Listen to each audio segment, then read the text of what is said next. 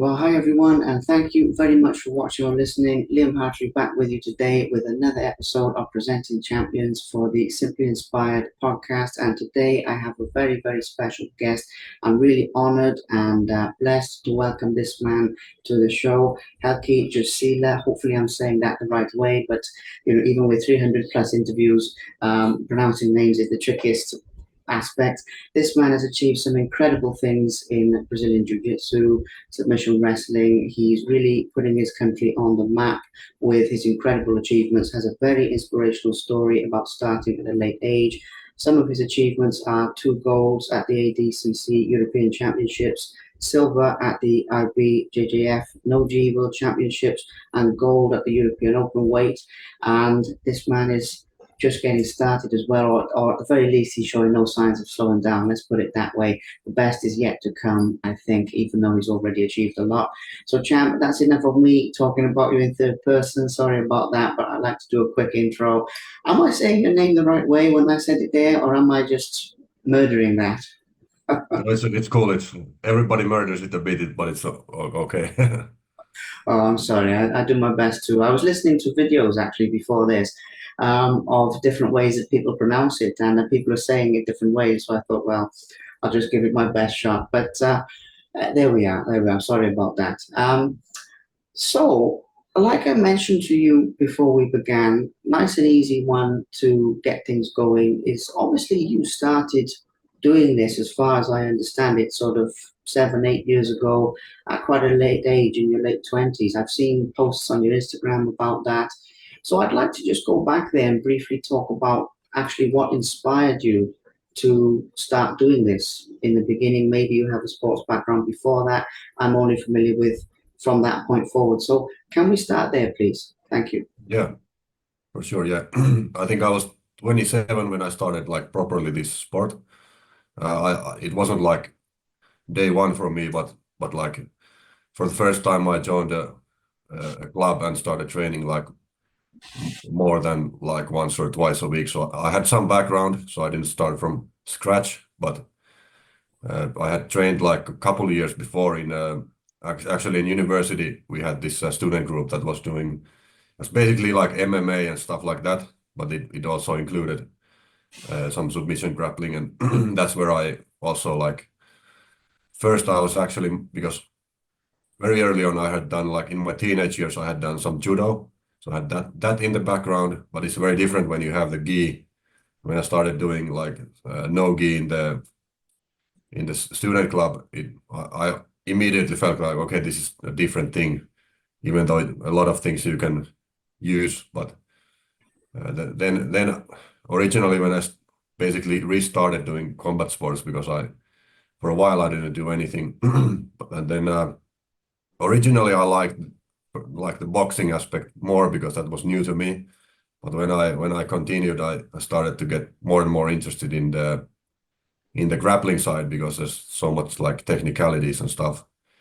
And then when I graduated in 2015, and that's when I really started like first I just started to like look for maybe places to train. I was visiting here and there a little bit, and then in the beginning of 2016, I was invited to join this club, Helsinki Painimi. That's an old like a wrestling club, but they started like this submission grappling for the first time, and I was invited to the first training, and that's where really like things kicked on, and I really started training. Like I wasn't like planning to do anything, even well maybe I had a plan to go to like a white belt, and I went to a white belt competition early on there, but like I didn't plan to become like a professional or semi-professional athlete. Wow, that's amazing. Well, I was curious about that aspect of, what your expectations were. So that's very interesting. So with that, people go through a transition here of like, if we look at when you were training then, you were enjoying it, you were getting back into it after a long time, it was going well. But as you said, you didn't have those expectations. So when did that start to happen of actually, I enjoy this, I'm good at this, actually, I can go really far with this, and you realized that you wanted to compete maybe at a higher level, or you understand what I mean, of like transitioning from Yeah, maybe more of a hobby into more of like, actually, I'm going to take this a bit further, if that makes sense. yeah.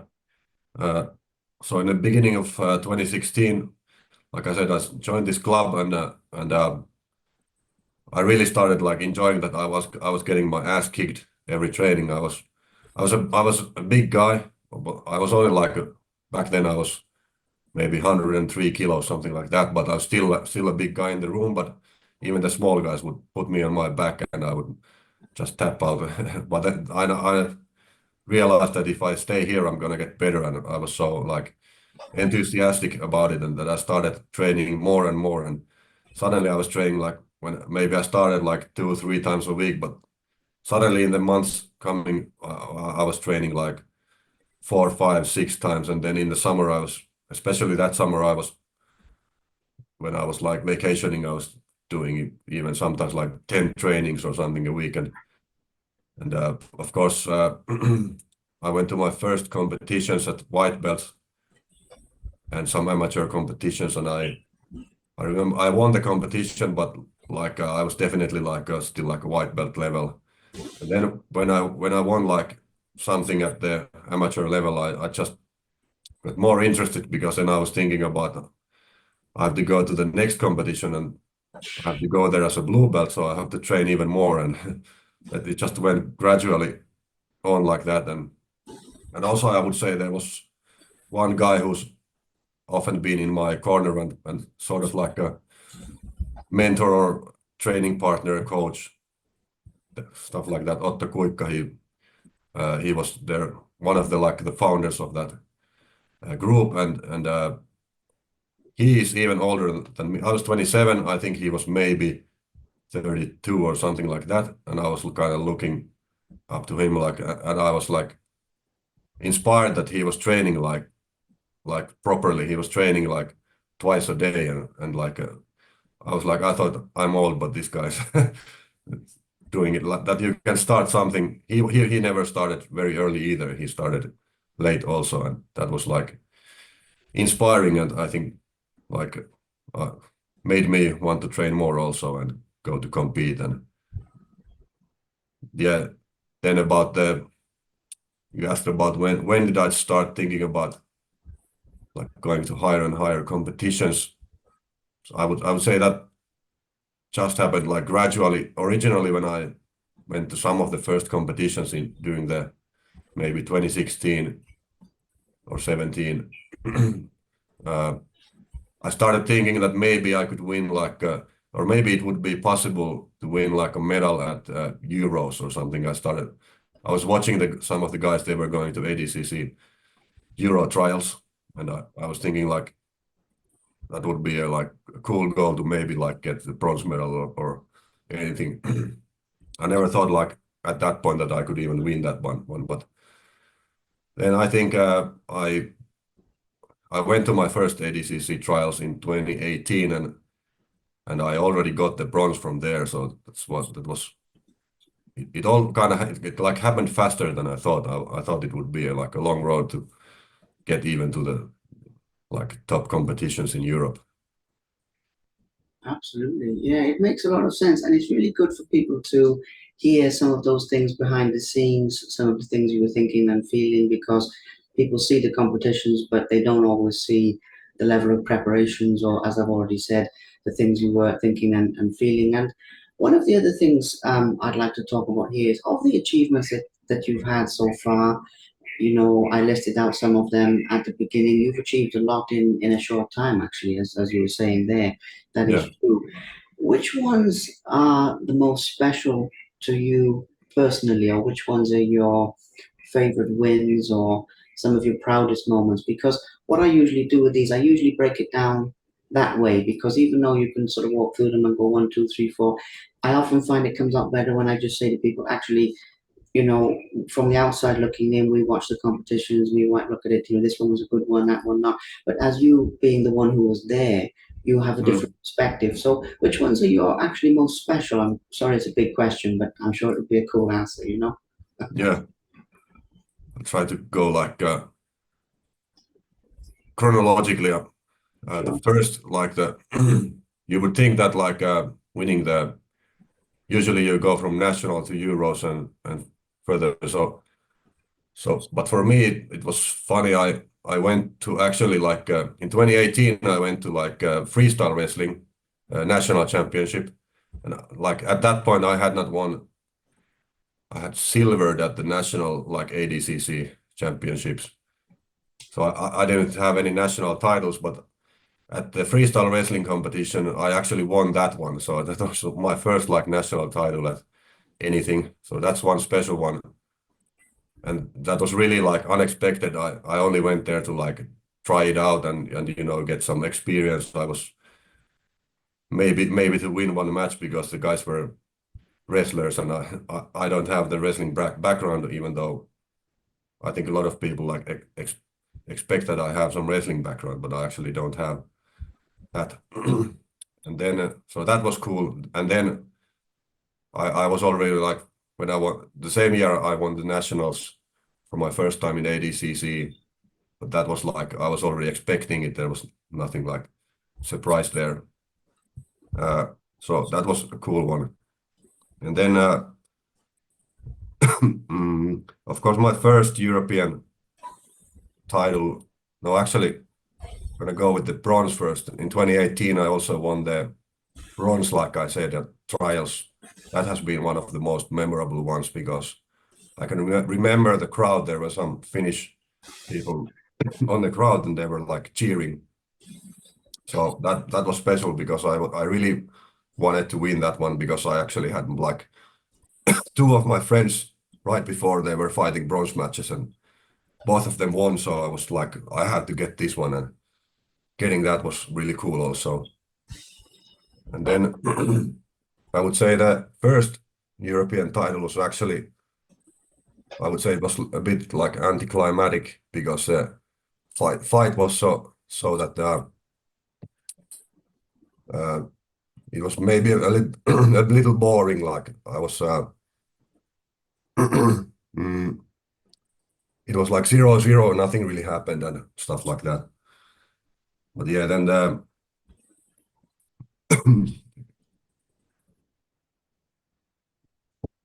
but then the biggest match for me to have won has been the most recent trials win against Big Dan because the crowd was really going nuts also. They like nobody was expecting me to win me neither. So that was really cool. Okay, that's very cool. I mean, you see, this is why I love asking that question because you never know what's going to come back. As you've said, some of them are special. One was anticlimactic. It's very cool to hear, as I've said already. It's almost behind the scenes in a way because it's what you're feeling.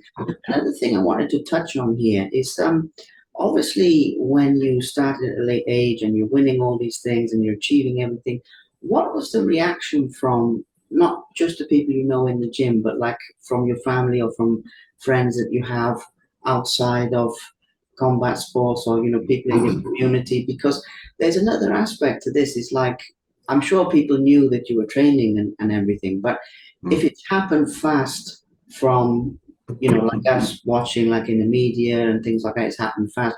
It must have also happened quickly in terms of your success for like some of your family and friends and things like that. So I'm curious, not to probe into your personal life or anything like that, but I just mean, in your community and people you grew up with or whatever, what was their reaction when you started having like a lot of success very quickly, as we already said?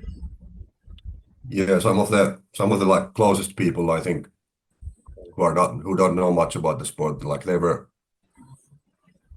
already like amazed from some of the like small victories. But then I think winning the European trials, I think a lot of people didn't know like how big that was. A lot of people like when they noticed I'm fighting with in the next ADCC, I was fighting against Gordon. They're like they understood like where I'm at. Yeah. Absolutely. It's an important one because people look at athletes as athletes, but they don't always look at athletes as humans, if that makes sense in terms of the wider perspective. So I'd like to touch on that. Um, well, yes, actually, as soon as you mentioned Gordon, I would like to touch on that as well. I think that may have been when I first heard about you, to be honest. I'm not sure actually, because Yeah. I've seen a lot of your videos of competition. But anyway, I mean, can you describe in your own words that match against him because of his legendary status? I think it will interest people, and I'm sure it's no surprise to you that Yeah. this one comes up. But yes, in your own words, please. Thank you. Yeah, so that was of course a difficult match. He's very very technical and also like has very strong grips and stuff. So very early on he got the sweep to the back, and then I was really fighting from him on my back, and that was couldn't do much, but I was able to fight for quite a while there. Yeah. But he was human though. He was a normal man, yeah? Yeah, yeah, definitely. Yeah. No, I'm joking, but you know, Maybe you expect like a lot of people ask me like was he really strong or something like that, but he wasn't like especially strong. He had really good grips, but like I was able to fight off from some places with like strength. yeah. No, I was curious, and I was sort of joking because I did see another interview you did somewhere where you said actually, he was human after all, or something like Yeah. that. But you did well. I mean, from when we look at this sort of thing, it's an achievement to be proud of. I know it didn't go your way, Mm. but still, and of that, actually, that's another sort of perspective question here. When you said that he wasn't as strong as people think, and is it sort of different than what people think, and people put him on that pedestal? No disrespect to him, he's amazing, but you know what I mean. When it Yeah. comes to the matches that were like the toughest challenges, if you like, this is something that on paper or from watching the videos, you don't always see because you're the one having the experience. And just to give this the context of why I'm asking this, it's often like something that's going on in your life outside of competition, but then you have to compete through that. A lot of times when I ask guys this, it's something like that, something else is going on, or you're sick or something, or something's going on with your family, and you have to focus through. So it can be tough in that way as well as the match itself. But you know what I mean. In terms of like the most challenging moments and how you overcame them, I'd like to touch on that as well, please. Yeah, some of the most difficult moments, but well, I haven't had any like tragedies or anything like that. Nothing like serious. I've had some funny moments where I've been like really busy in work life and stuff like that. Even before like big competitions or that, and it's sometimes really like absurd. I'm doing something at work that's really important, and then I'm supposed to fight like next week or something like that. But I don't really have a big like adversity story to give you really. Well, that's okay. That's okay. But it's another interesting point that people don't realize.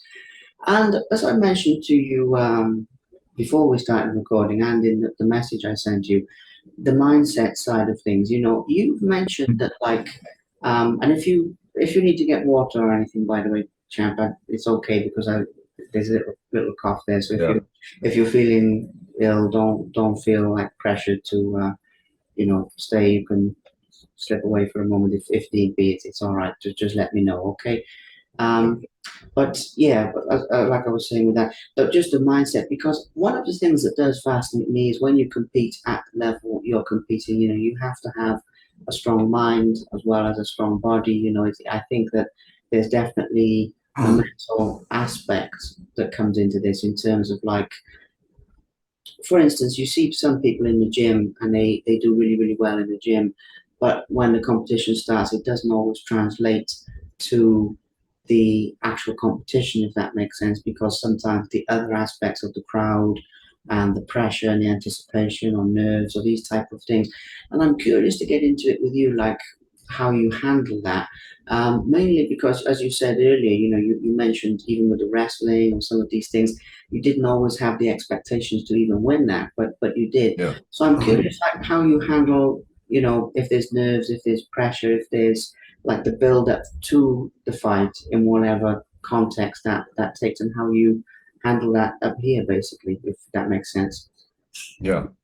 Yeah. So for me, I think it's easiest to compete when I'm like an underdog, to be honest. And Mm. I've always felt that way. And especially like it's and like at with low anxiety. I don't like having like I don't like being nervous. I think there are guys who say that they don't perform well without some pressure. But for me, I perform, I think, at best when I don't have any like pressure to win or are not nervous or anything. So I think it's actually, especially at some point when I started succeeding a little bit, I think it's harder to go to smaller competitions because you're like, especially national ones, when you're like expected to win, that's like harder, I think, on the nerves. And then it's easier to go to like worlds or ADCC worlds, especially. It's a big show, but it's there's not too much expectations on you. And how I handle it, I think I've always been a fan like of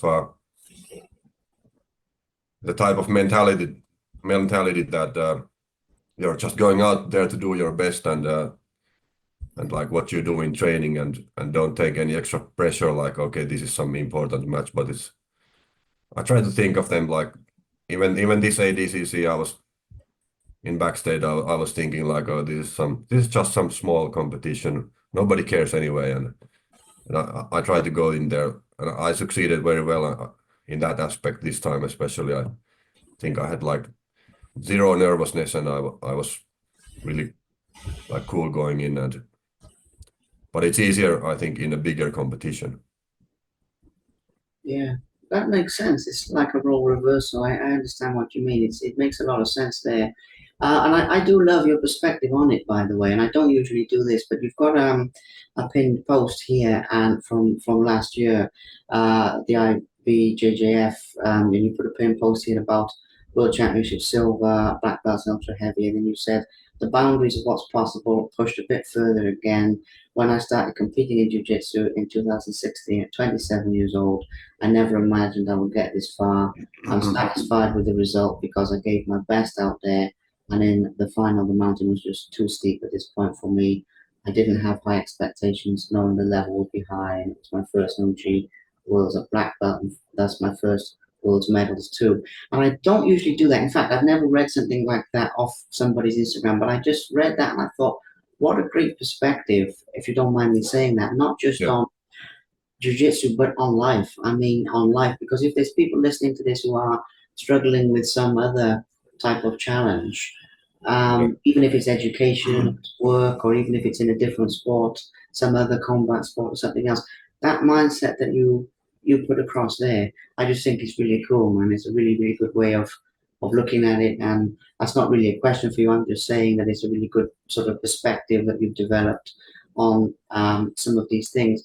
But moving on slightly from that, I do have to ask one thing. Obviously, you're a very humble person. I mean, you're very down to earth. You don't really expect, you didn't expect to come this far and everything. Mhm.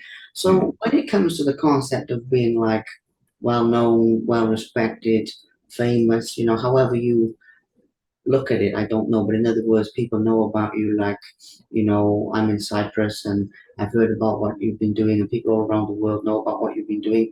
How do you sort of react to that type of attention? Because when I'm listening to you, I'm getting more the vibe that you're like testing yourself and you're seeing how far you can go, and it's not so much about other people. But at the same time, other people watch what you do and they're inspired by what you do as well, I would say. So, how do Mhm. you feel about that type of focus on you? Yeah, like just like you said, I'm really out there to like we started that I went to my first white belt competition and I really went there to like honestly to like test myself against people who were like my size and my skill level, and like I'm still doing that. I feel that I'm just testing myself and seeing how far I can go, and to me it's funny and weird that people I see they're talking about me somewhere or something like that, or they want to take pictures at ADCC or like some fans wanted it. That's like it's cool, but like yeah, I haven't really like put so much thought into it. Of course, I do social media. I try to get like more viewers out there, but and try to like market myself a little bit. But mostly that's like just extra stuff, and like it still feels a little bit weird that someone is like watching you fight and talking about you somewhere. Yeah. Yeah, I can imagine it does. I mean, it's these things are like that, especially because as we've been saying all the way through, this has really sort of exceeded your expectations in a lot of ways. But all I would say to that personally is it's deserved because you put the work in and because you're very authentic as an athlete and as a person, so I would say that you carry yourself in that very sort of humble, respectful way, and everything like that. So even though you're not doing it for those reasons, I think it's nice that people can watch what you do, and some people will take inspiration from that in my view, to be honest. That it's not too late, or maybe I can do something like this or whatever. And it's whether it's jujitsu or not, it doesn't matter. I mean, people look at that and they think, okay, you know in a lot of ways you're a normal guy, but you're doing something amazing in terms of your achievements. And so I think a lot of people relate with that in a Mm. sense, if you get what I mean. Yeah. Whereas when you look at other people like Gordon and people like that, as I've said, it's no disrespect to him. It's not relatable in the same way, because people put them up there. So I think it's a very special position for you to be in, and it's just my view on it. But anyway, moving on in time and other things with this. You've achieved a lot in a short time, as we said, and I'd like to talk a little bit about your future plans, where you'd like to go from here, what you'd like to achieve next. I don't really mind how far ahead we go in the future. I don't know how far ahead you plan these things, but Yeah. to talk about some of your dreams and goals from this point forward, as I said earlier, I believe there's some very big things yet to come. So, what are your thoughts on that, and what you're aiming for from this point forward, please? Yeah. So now that ADCC is done, uh, like that's like that's the biggest show out there, but it's not like the only competition. Uh, I'm going. My next plans are to go to again to IBJJF, Nogi Euros and Nogi Worlds. So that's definitely the next one. And then I received like some questions whether I could do some super fights or some seminars, something like that. So I'm happy to do those if I get some opportunities. But yeah, I haven't really planned that much further. Really, like I like to go like year by year, and Yeah, I don't really plan that far. I'm more I think I'm more focused on like training and becoming better, and usually when the big competitions are over, I think that's like the best time of the year, because then you really get to like start from like the you can really start to plan your training. Like you can develop new things. It's hard to develop new things when some competition is really close by. You really have to just like repeat what you already know and become better at that. But then once the bigger competitions are over, you can start like rebuilding stuff, and that's like the coolest thing, I think. I think like to learn something completely new and like build your game up again. I love that. I love that. I mean, I love your perspective on all of this because, it's like an inner journey for you in a lot of ways, even though you're doing something physically. What I mean by that is what you said there. I mean, you can feel how much you love it from what you say and from the way your face lights up. And, in a sort of abstract way, I think that's a really good lesson for people as well, because so many people in this day and age, they do things because they think it's going to make a lot of money, or because they think it's going to get like a set result. Whereas like when you do something for the love, you're a lot happier. In my experience, all the people I've met doing these Yeah. type of things. They're a lot happier. So I think weirdly that's a good life lesson. I forgot to ask you earlier, by the way, just because of the little break there, which is fine, it's no problem. But I forgot to ask you, when you're like working and you're doing, everything else that you're doing in your life, and you're fitting in like the level of training that you have to do. I also think that a lot of people will relate to that, or a lot of people need to know like how you do that, because if they're working towards a dream in their own lives, that's why I'm asking, then they Yeah. need to know like how to fit it in, because a lot of people say, well, I don't have time, but really it's a case of making time. And you're working and you're doing everything that I don't know what you do, but you obviously fit your training in around that. And I'd like to just touch on that very briefly, only because it slipped my mind earlier, and I Yeah. think it's valuable. Thank you. Yeah. So actually, I'm an entrepreneur. Like we have a business. We founded it over 10 years ago, and we have like about 25 people working for us, and we founded that with a couple of friends, and that like has its benefits, but also like makes it very difficult because I have to be like I have to do a lot of things. Like I can't just say I'm not doing this or that.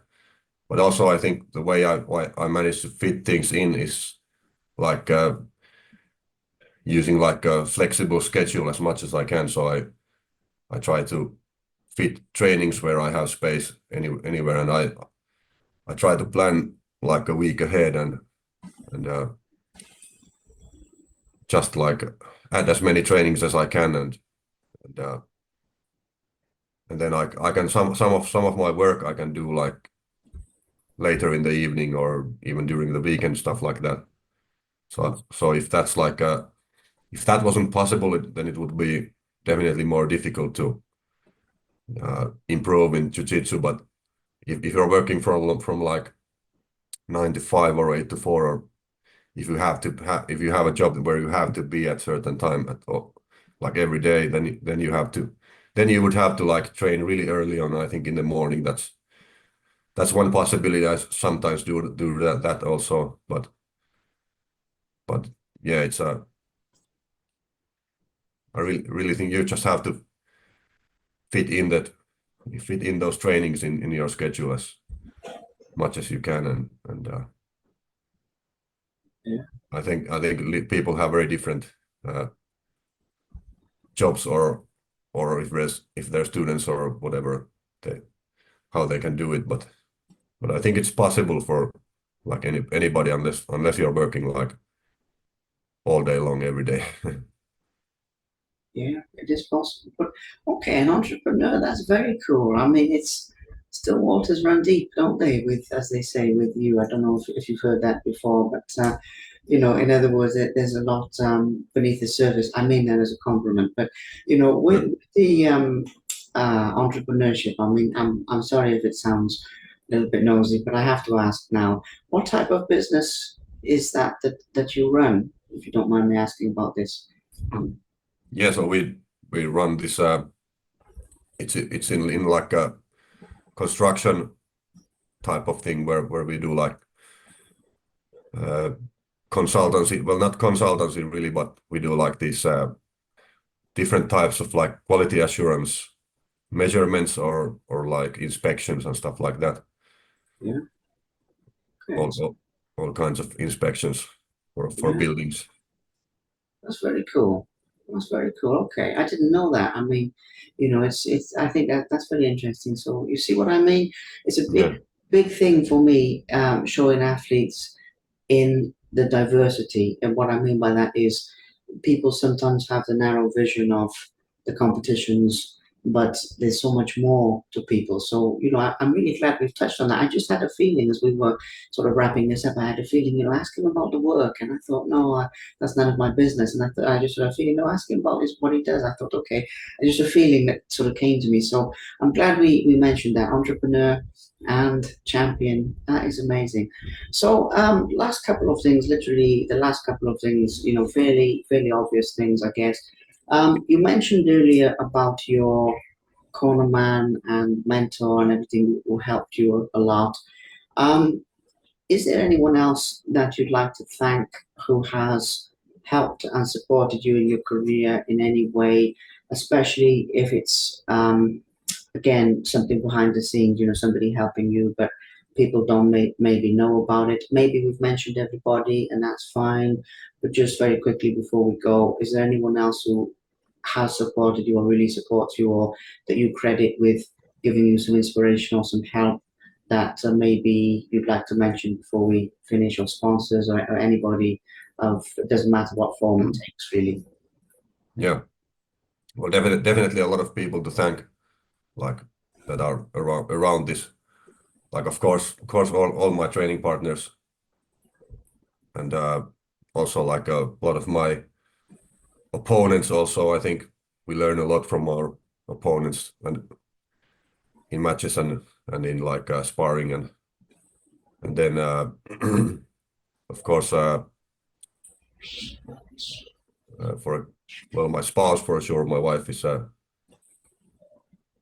he like she's been helping a lot in many ways, of course, and my family also. They've been like they were right in Vegas also. They were watching and cheering, even though they don't know much about the sport. But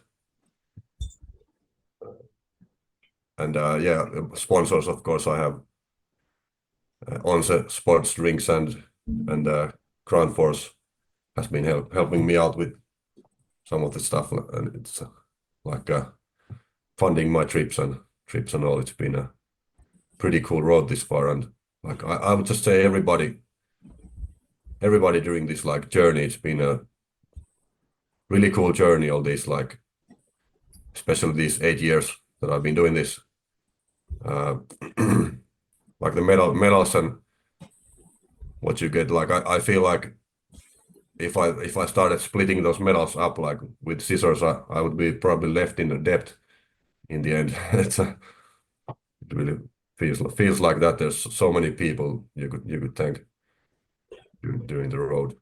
Yeah, it's a really, really good example actually with the medals. Yeah, well, I mean, there's probably too many people, and I'm sorry for putting you kind of on the spot a little bit with that one, but it's just because it's really valuable for people to realize that there's a lot of people doing good work.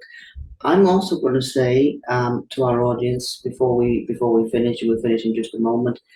Anybody who's listening to this was, you're hearing the story for the first time or whatever, please follow this man on social media. He's out there, he's accessible and easy to reach out to. So if you just want to follow the journey, if you guys want to, if there's any other jiu-jitsu or submission wrestling practitioners out there, you want to ask any questions or connect or whatever, then I know you're very open. I mean, I hope you don't mind me saying that, but you're very open, easy to talk to. I mean, I reached out, so I know it's not why you do it, but that's important. So I will say, everybody, give him a follow.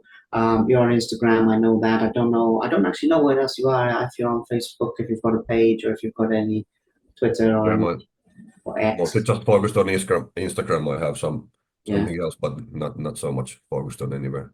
Instagram it is. Good. Well, there we are, guys. You heard it here first. Please follow him on Instagram. And my friend Champ, this has been a really good talk. Like I said at the beginning, man, we've had some fun stories from your competition. We've had a little bit of the behind the scenes, the mindset, the strength it takes to do what you do. I know there's always more we could talk about, but that's what I was aiming for. Great job. And as I said at the beginning, there's a lot of good things yet to come in your journey. I believe you've achieved some amazing things, but I think there's going to be more. So who knows? Maybe one day there'll be a part two to Yeah, this talk, and we'll connect again. I don't know. I mean, sometimes it happens, but I definitely believe there's some good things. So the last thing for me to do is just to thank you for your time, and I appreciate you sharing everything you've shared with myself and with our audience. So thank you very much. I appreciate it. thank you. And I'd like to say one more thing about the starting late and age. And like I feel like that's been like a big almost like a lie that people say that you're gonna be in your prime in early 20s or something. Of course, it depends on the sport, but I feel like every year I'm just getting better even though I'm like 35 now. I think a lot of people quit too early, and they could go on much further, and you don't need to go like 100%. You just have to be like consistent, I think, and just like stay in the game. And there was a good saying that the best time to start anything was like 10 years ago, but like you are your youngest version right now, so second best time is right now. So that's what I wanted to say.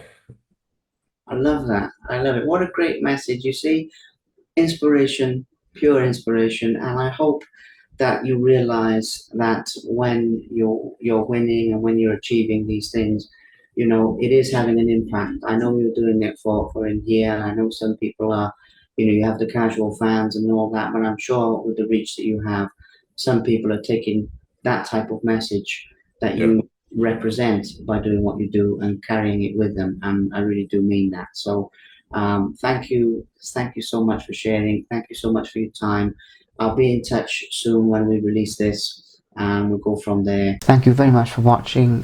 Please subscribe to the Simply Inspired YouTube channel, and there'll be more videos coming soon.